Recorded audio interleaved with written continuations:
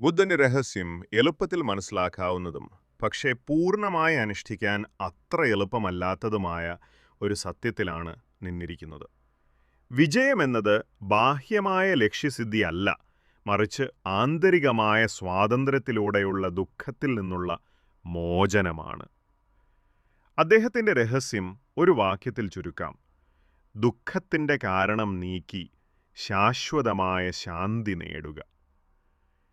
ഈ രഹസ്യം പ്രായോഗികമായി നടപ്പിലാക്കുന്നതിനുള്ള ചാവി 3 ഘട്ടങ്ങളിലാണ്. ഘട്ടം 1: കാരണം കണ്ടെത്തുക, ബുദ്ധി കൊണ്ട് മനസ്സിലാക്കുക. ജീവിതത്തിലെ പ്രശ്നങ്ങൾക്ക്, ദുഃഖത്തിന് ഒരു കാരണമുണ്ട്. അത് നമ്മുടെ അനിയന്ത്രിതമായ ആഗ്രഹങ്ങളും തൃഷ്ണ, അറിയാത്ത ആസക്തികളുമാണ്. നമുക്ക് ലഭിക്കാത്തതിനോ നഷ്ടപ്പെടുത്തുന്നതിനോ നമ്മുടെ അപേക്ഷിച്ച് വ്യത്യസ്തമായി സംഭവിക്കുന്നതിനോ ശേഷം നാം പിടിച്ചു പറ്റി നിൽക്കുന്നു.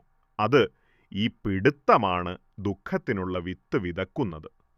രഹസ്യം 1: നിങ്ങളുടെ എല്ലാ ദുഃഖത്തിൻ്റെയും പിന്നിൽ ഒരു ആസക്തിയോ ആഗ്രഹമോ ആണുള്ളത്. അതിനെ തിരിച്ചറിയുക. ഘട്ടം 2: പരിഹാരം സ്വീകരിക്കുക, മനസ്സുകൊണ്ട് വിശ്വസിക്കുക.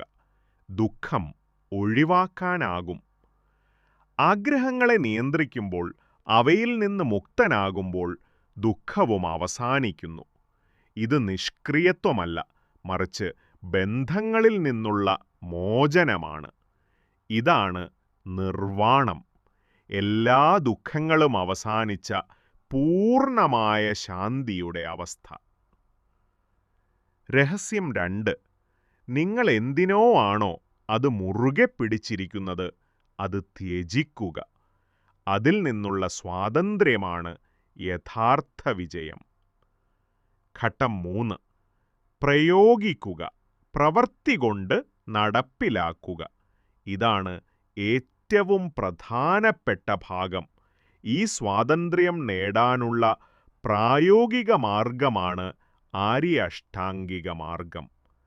ഇത് ജീവിതത്തിൻ്റെ ഓരോ ഭാഗവും എങ്ങനെ ശരിയായി നയിക്കാമെന്ന് പഠിപ്പിക്കുന്നു.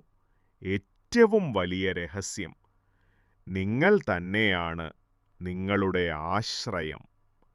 ബുദ്ധന്റെ അന്തിമ സന്ദേശം ഇതായിരുന്നു: അത്തേയ, വഴി തന്നെ നടക്കുക. നിങ്ങൾ തന്നെയാണ് നിങ്ങളുടെ ആശ്രയം, മറ്റാരുമില്ല. പറയുക: അപ്പോ ദീപോ ഭവ, നിനക്ക് തന്നെ